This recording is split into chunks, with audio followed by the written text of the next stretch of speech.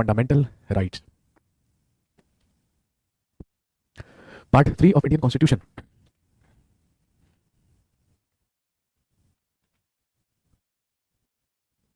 Article 12 से लेकर 35।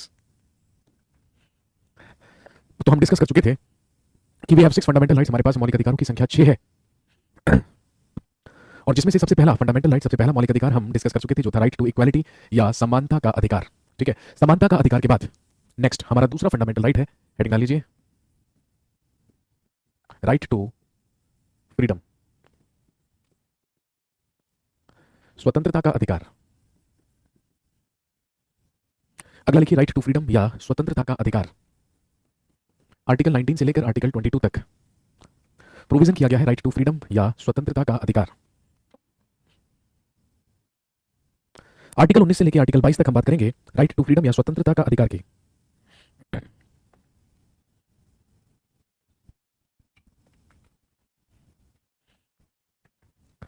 सबसे पहले लिखिए आर्टिकल 19 का 1, अनुच्छेद 19 का 1।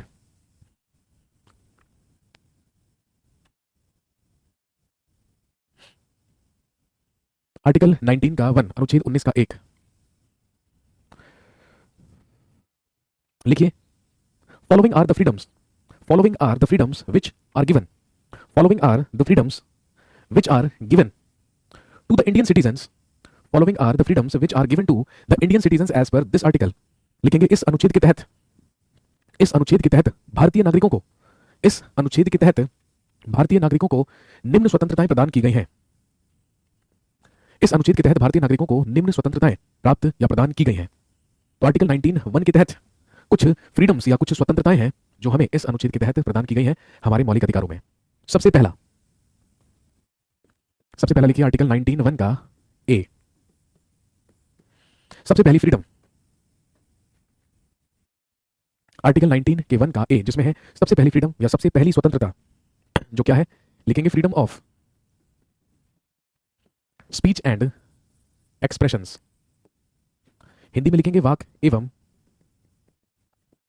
अभिव्यक्ति की स्वतंत्रता। Freedom of speech and expressions, freedom of speech and expressions, वाक एवं अभिव्यक्ति की स्वतंत्रता। सर ऐसा बताइए कि याद ना करना पड़े, बहुत ही बढ़िया। ऐसा ना बता दूं कि एग्जाम भी ना देना पड़े, या उससे भी बढ़िया रहेगा कुछ ऐसा बता देता हूं ताकि नौकरी ना करनी पड़े। क्यों? सबसे बढ़िया काम तो वही रहेगा कि ऐसा कुछ बता देता हूं ताकि आपको नौकरी ना करनी पड़े। नहीं, ऐसा बताइए कि याद ना करना पड़े, बहुत ही बढ़िया भाई। कौन से ग्रह से उतर के आए हो जी? तो आर्टिकल 19(1) के ए में है freedom of speech and expressions या वाक एवं अभिव्यक्ति, वाक एवं अभिव्यक्ति की स्वतंत्रता। कहने का मतलब भारत का नागरिक होने के नाते प्रत्येक नागरिक को, प्रत्येक सिटीजन को ये मौलिक अधिकार प्रदान किया गया है, ये फंडामेंटल राइट प्रदान किया गया है कि वह अपनी बात किसी के भी समक्ष रख सकता है और अपने विचार किसी के भी सामने अभिव्यक्त कर सकता है। दैट इज हिज और हर फंडामेंटल राइट। लेकिन यहां पर कुछ एक्सेप्शंस होती हैं।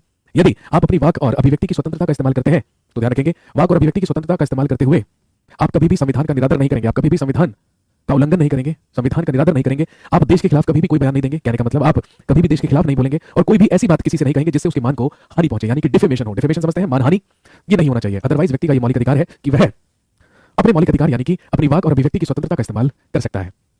नोट कीजिए फटाफट से, अभी 1 मिनट में कंटिन्यू करते हैं।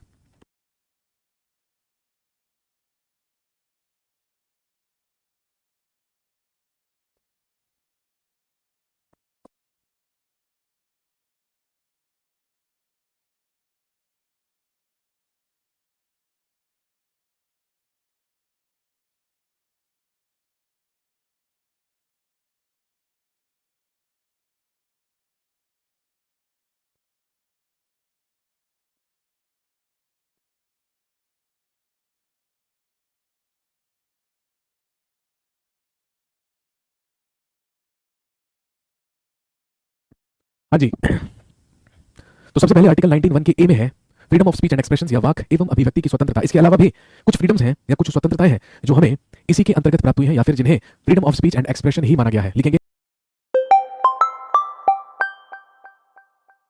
ऑफ प्रेस या प्रेस की स्वतंत्रता। भाई प्रेस का मतलब आप जानते हैं समाचार पत्रों और पत्रिकाओं से है। तो भाई समाचार पत्र भी तो क्या करते हैं, अपने विचारों की अभिव्यक्ति करते हैं या अपना कोई भी यदि बात होती है उसको रखने का काम किसका होता है? प्रेस का होता है। तो इसी में इंक्लूडेड होगा फ्रीडम ऑफ प्रेस या प्रेस की स्वतंत्रता।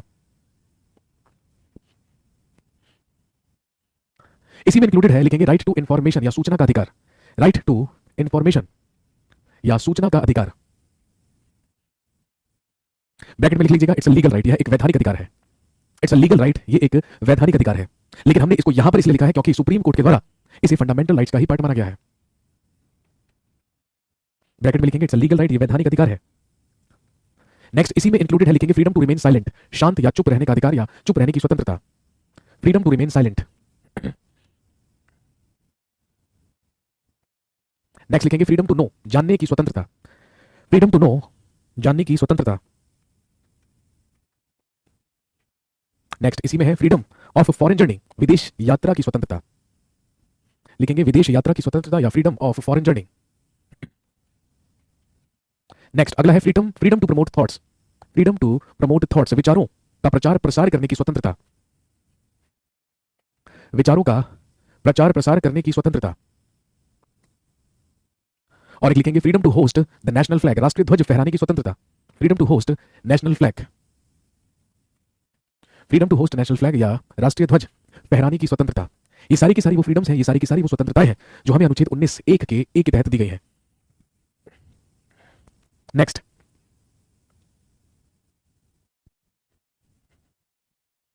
अगला लिखिए आर्टिकल 19(1) का बी। अगला लिखिए आर्टिकल 19(1) का बी, जिसमें है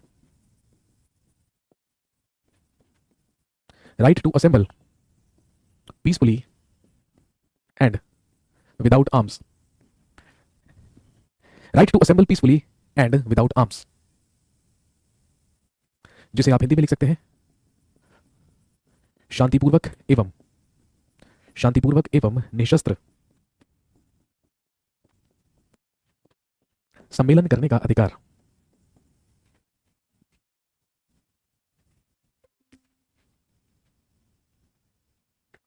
आर्टिकल 19(1) का B, right to assemble peacefully and without arms, शांतिपूर्वक एवं निशस्त्र सम्मेलन करने का अधिकार। तो ध्यान रखेंगे, यह हमारा मौलिक अधिकार है कि हम शांतिपूर्वक इकट्ठा होकर या असेंबल होकर कोई भी सम्मेलन कर सकते हैं या कोई भी सम्मेलन का आयोजन कर सकते हैं, लेकिन वो पूरी तरीके से शांतिपूर्वक होना चाहिए और वहां पर कोई भी व्यक्ति आर्म्स लेकर या हथियार लेकर नहीं जाएगा, वो निशस्त्र होना चाहिए और शांतिपूर्वक होना चाहिए।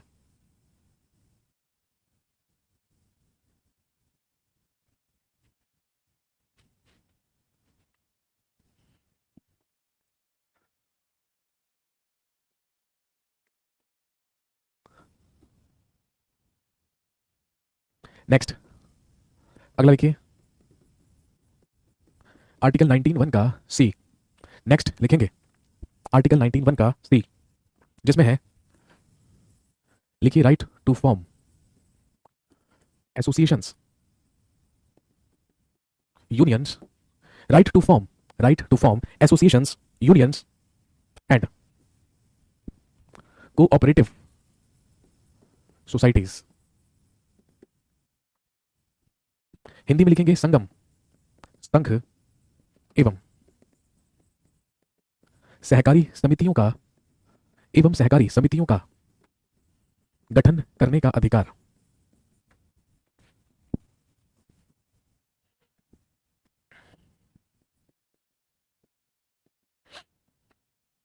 Right to form associations, unions and cooperative societies, संगम संघ एवं सहकारी समितियों का गठन करने का अधिकार। यह भी मौलिक अधिकार है कि हम चाहे तो संगम संघ या सहकारी समितियों का गठन कर सकते हैं।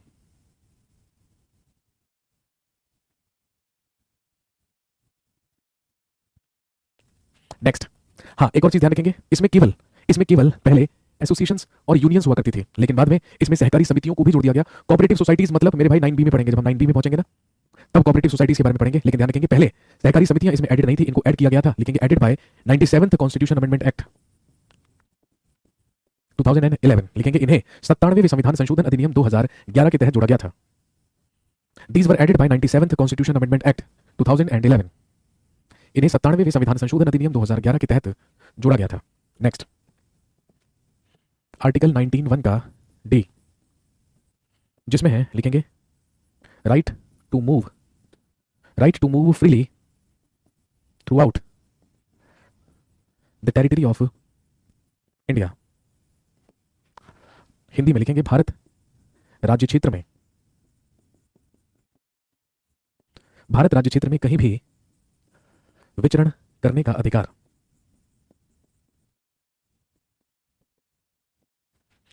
Right to move freely throughout the territory of India, Bharat राज्य क्षेत्र में कहीं भी, भारत राज्य क्षेत्र में कहीं भी विचरण करने का अधिकार। तो भारत का नागरिक होने के नाते हमारा मौलिक अधिकार है कि हम भारत राज्य क्षेत्र में कहीं भी आ जा सकते हैं, कहीं भी विचरण कर सकते हैं, कहीं भी घूम फिर सकते हैं, जिससे हमें वंचित नहीं किया जाएगा, जिससे हमें रोका नहीं जाएगा। यह हमारा मौलिक अधिकार है।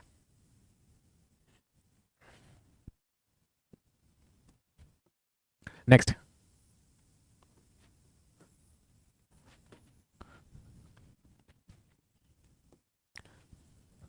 अगला लिखिए आर्टिकल 19(1) का ई। अगला है आर्टिकल 19(1) का ई।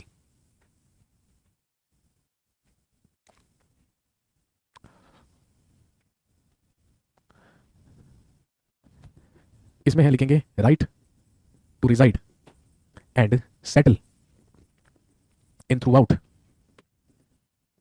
The territory of India. लिखेंगे right to reside and settle in throughout the territory of India.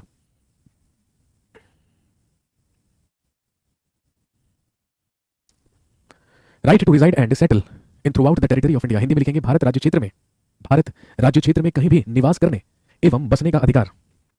Bharat राज्य क्षेत्र में कहीं भी निवास करने एवं बसने का अधिकार। भारत राज्य क्षेत्र में कहीं भी निवास करने एवं बसने का अधिकार। भाई आप जानते हैं ये पहले जम्मू और कश्मीर के लिए नहीं हुआ करता था, लेकिन जब जम्मू कश्मीर के राज्य का दर्जा समाप्त कर दिया गया तो अब आप जम्मू कश्मीर में भी जाकर बस सकते हैं। नेक्स्ट, आर्टिकल 19(1) का एफ। आर्टिकल 19(1) का एफ, जिसमें है राइट टू प्रॉपर्टी या संपत्ति का अधिकार। नेक्स्ट है राइट टू प्रॉपर्टी या संपत्ति का अधिकार। ध्यान रखेंगे, राइट टू प्रॉपर्टी या संपत्ति का अधिकार पहले फंडामेंटल राइट ही हुआ करता था या मौलिक अधिकारों में अनुच्छेद 19 के तहत ही हुआ करता था, लेकिन अब इसे आर्टिकल 19 से क्या कर दिया गया है, हटा दिया गया है। लिखेंगे it has been removed, it has been removed by 44th constitution amendment act 1978। लिखेंगे इसे 44वें संविधान संशोधन अधिनियम 1978 के तहत हटा दिया गया है। इसे 44वें संविधान संशोधन अधिनियम 1978 के तहत हटा दिया गया है। It has been removed by 44th constitution amendment act 1978। संपत्ति का अधिकार जो कि पहले मौलिक अधिकार हुआ करता था, इसे यहां से निकाल दिया गया है, यहां से हटा दिया गया है, और that became a legal right now, और इसे अब एक वैधानिक अधिकार बना दिया गया है। ये अब हमारा लीगल राइट है या वैधानिक अधिकार है, और इसे आर्टिकल 19(1) के एफ से निकालकर अब कहां डाल दिया गया है, आर्टिकल 300A में। अभी अनुच्छेद 300A में है।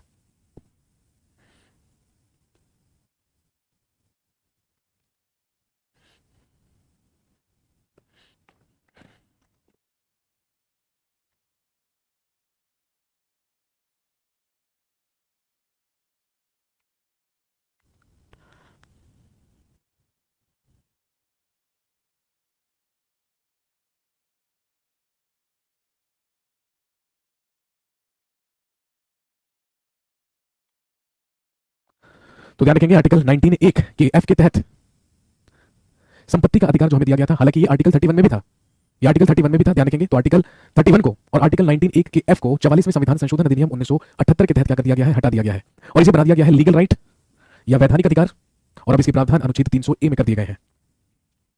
लीगल राइट और फंडामेंटल राइट में सबसे बड़ा डिफरेंस यह है कि यदि आपसे फंडामेंटल राइट छीन लिया जाता है, यदि आपको किसी फंडामेंटल राइट से वंचित कर दिया जाता है, तो आप डायरेक्टली सुप्रीम कोर्ट और हाई कोर्ट जा सकते हैं। लेकिन यदि आपको किसी लीगल राइट से वंचित किया जाता है, तो फिर उसके लिए आपको पूरी न्यायिक प्रक्रिया से क्या होता है, गुजरना पड़ता है। कहने का मतलब पहले आप लोअर कोर्ट में जाएंगे, फिर धीरे धीरे आप कहां पहुंचेंगे, अपर कोर्ट में। लेकिन मौलिक अधिकारों के हनन में, फंडामेंटल राइट्स के वायलेशन में आप सीधा कहां जा सकते हैं, सुप्रीम कोर्ट जा सकते हैं।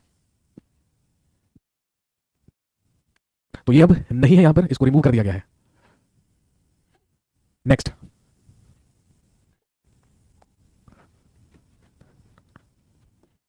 अगला लिखिए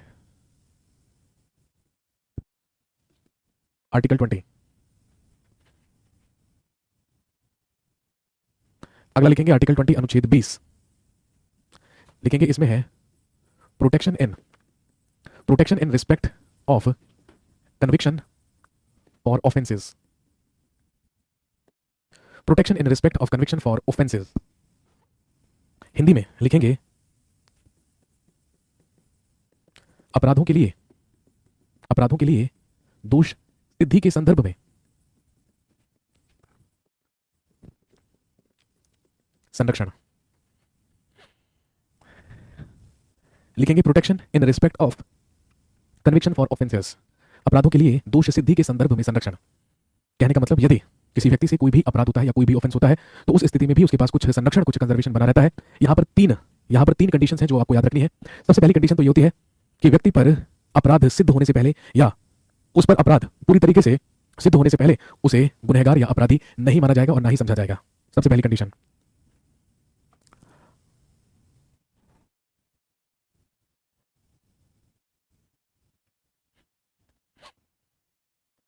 दूसरी condition, conservation from double punishment, यानी कि दोहरे दंड से संरक्षण। भारत में यह प्रावधान किया गया है कि हमेशा एक अपराध के लिए केवल एक ही बार दंड दिया जाएगा, एक ही बार पनिश किया जाएगा। There is a provision of single punishment for single offence. और तीसरी कंडीशन है conservation of being witness against own. अपने ही खिलाफ किसी भी व्यक्ति को साक्षी होने के लिए मजबूर नहीं किया जाएगा या कभी भी किसी भी व्यक्ति को जबरन अपने ही खिलाफ गवाही देने के लिए या साक्षी होने के लिए बाध्य नहीं किया जा सकता। That is article 20। तो पहला, अपराध सिद्ध होने से पहले अपराधी नहीं माना जाएगा। दूसरा, single punishment for single offence, एक अपराध के लिए एक ही बार सजा दी जाएगी, बार बार नहीं। और तीसरा है स्वयं के खिलाफ या स्वयं के विरुद्ध ही साक्षी होने पर संरक्षण है, कभी भी अपने ही खिलाफ गवाही देने के लिए मजबूर नहीं किया जाएगा। अगला लिखिए आर्टिकल 21। अगला लिखेंगे आर्टिकल 21। लिखेंगे इसमें है protection of life and personal liberty. Protection of life and personal liberty, Hindi में लिखेंगे प्राण एवं दैहिक स्वतंत्रता का संरक्षण। प्राण एवं दैहिक स्वतंत्रता का संरक्षण। अगर कोई इन्हें फॉलो ना करे तो भाई आर्टिकल 35 के तहत, अनुच्छेद 35 या 35 के तहत राज्य चाहे तो मौलिक अधिकारों के वॉल्यूशन की स्थिति में दंड का प्रावधान कर सकता है या दंड देने के लिए या पनिशेबल क्या बना सकता है, इन ऑफेंसेस को पनिशेबल बना सकता है। Protection of life and personal liberty, प्राण एवं दैहिक स्वतंत्रता का संरक्षण, कहने का मतलब जीवन जीने का अधिकार। आर्टिकल 21 के तहत हमें यह अधिकार दिया गया है कि हमारे प्राणों और हमारी दैहिक स्वतंत्रता से हमें कोई भी वंचित नहीं कर सकता है, चाहे सिचुएशन कैसी भी हो। जीवन जीने का अधिकार हमारे पास रहेगा और हमारी दैहिक स्वतंत्रता, हमारी जो पर्सनल लिबर्टी है वो हमेशा क्या रहेगी, मेंटेन रहेगी। और ध्यान रखेंगे आर्टिकल 21 में ही एक और मौलिक अधिकार आ जाता है जो कहलाता है right to privacy. Right to privacy या निजता का अधिकार। राइट टू प्राइवेसी या निजता का अधिकार। हाँ, लेकिन आपसे क्वेश्चन पूछा जाएगा कि बताइए यदि आपातकाल लगा हो, यदि इमरजेंसी लगी हो, तो इमरजेंसी की सिचुएशन में, आपातकाल की स्थिति में सबसे पहले हमारी किस स्वतंत्रता को टर्मिनेट किया जाता है, निरस्त किया जाता है या खत्म किया जाता है, या सबसे पहले किस आर्टिकल को टर्मिनेट करते हैं? लिखेंगे एज पर आर्टिकल 358, लिखेंगे अनुच्छेद 358 के तहत। एज पर आर्टिकल 358 अनुच्छेद 358 के तहत लिखेंगे first of all article 19 will be terminated. लिखेंगे आपातकालीन स्थिति में सबसे पहले अनुच्छेद 19 को निरस्त किया जाएगा। In case of emergency first of all article 19 will be terminated. आपातकाल की स्थिति में सबसे पहले अनुच्छेद 19 को निरस्त किया जाएगा। लेकिन आपसे पूछेंगे कि वो कौन से आर्टिकल्स होंगे जिन्हें इमरजेंसी के सिचुएशन में या आपातकालीन स्थिति में भी निरस्त नहीं किया जा सकता? तो लिखेंगे एज पर आर्टिकल 359 अनुच्छेद 359 के तहत। एज पर आर्टिकल 359 अनुच्छेद 359 के तहत president has the right to terminate all fundamental rights. President has the right to terminate all fundamental rights except article 20 and 21। कहने का मतलब आर्टिकल 20 और आर्टिकल 21 ये दो आर्टिकल हैं जिन्हें इमरजेंसी सिचुएशन में भी या आपातकालीन स्थिति में भी निरस्त नहीं किया जा सकता है या सस्पेंड नहीं किया जा सकता है, चाहे आपातकालीन सिचुएशन ही क्यों ना हो, आपातकाल ही क्यों ना लगा हो, लेकिन हमारे जीवन जीने का अधिकार और अपराधों के लिए दोष सिद्धि के संदर्भ में संरक्षण हमसे कोई भी नहीं छीन सकता। तो इमरजेंसी में भी टर्मिनेट ना होने वाले आर्टिकल होंगे 20 और 21, और सबसे पहले टर्मिनेट होने वाला आर्टिकल होगा 19। ध्यान रखेंगे। नेक्स्ट अगला लिखिए आर्टिकल 21A अनुच्छेद 21 का ए। लिखेंगे आर्टिकल 21 का ए। लिखेंगे इसमें है राइट टू एजुकेशन, शिक्षा का अधिकार। इसमें है राइट टू एजुकेशन या शिक्षा का अधिकार।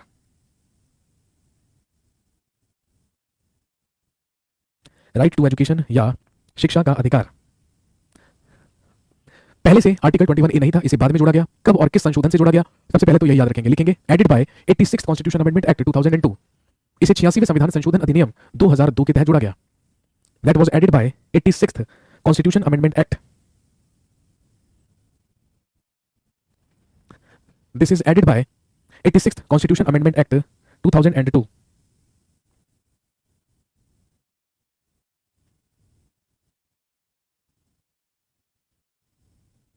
और इसमें क्या प्रोविजन किया गया, लिखेंगे free and compulsory education, free and compulsory education to the children of, free and compulsory education to the children of 6 to 14 years, 6 से 14 वर्ष तक के बच्चों को, 6 से 14 वर्ष तक के बच्चों को निःशुल्क एवं अनिवार्य शिक्षा का प्रावधान, 6 से 14 वर्ष तक के बच्चों को निःशुल्क एवं अनिवार्य शिक्षा का प्रावधान।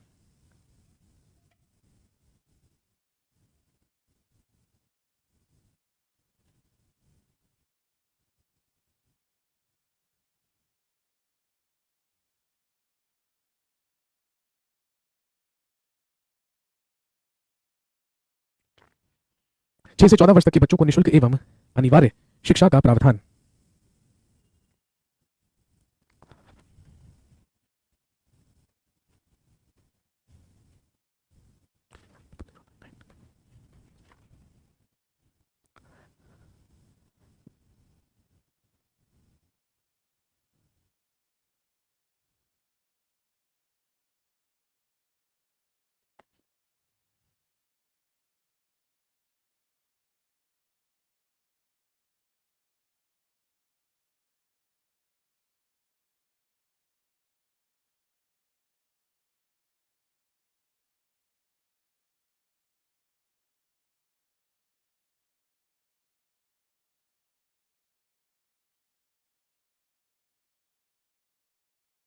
अगला अगला लिखेंगे आर्टिकल 22 ऑफ इंडियन कॉन्स्टिट्यूशन, संविधान का अनुच्छेद 22, लिखेंगे आर्टिकल 22 ऑफ इंडियन कॉन्स्टिट्यूशन, संविधान का अनुच्छेद 22।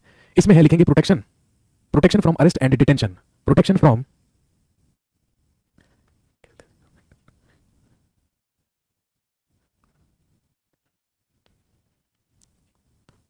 Protection in arrest and detention, Hindi में लिखेंगे गिरफ्तारी एवं निरोध से संरक्षण,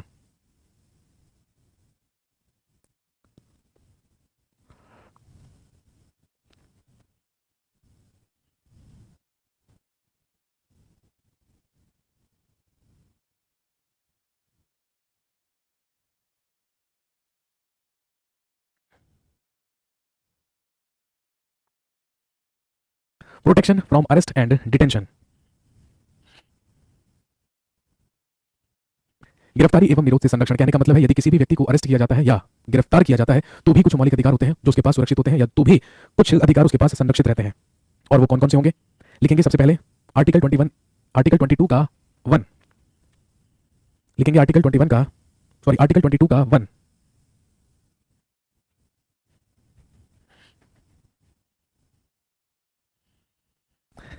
लिखेंगे इसमें before arresting a person, before arresting a person his offence should be informed, या he should be informed about his offence, लिखेंगे व्यक्ति को गिरफ्तार करने से पहले उसका अपराध, व्यक्ति को गिरफ्तार करने से पहले उसका अपराध बताया जाना अनिवार्य है, व्यक्ति को गिरफ्तार करने से पहले उसका अपराध बताया जाना अनिवार्य है।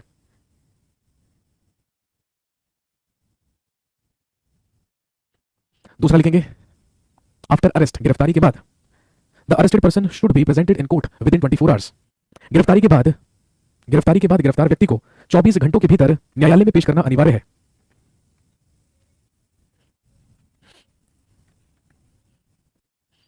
लिखेंगे गिरफ्तारी के बाद गिरफ्तार व्यक्ति को 24 घंटों के भीतर न्यायालय में पेश करना अनिवार्य है।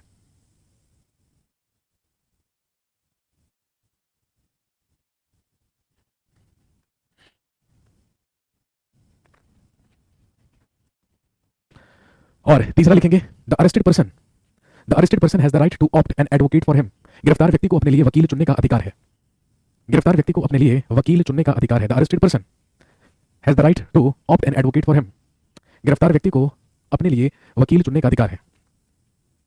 These are some of the conditions, ये वो कुछ कंडीशंस हैं, कुछ शर्तें हैं जो गिरफ्तारी में क्या देती हैं, संरक्षण देती हैं।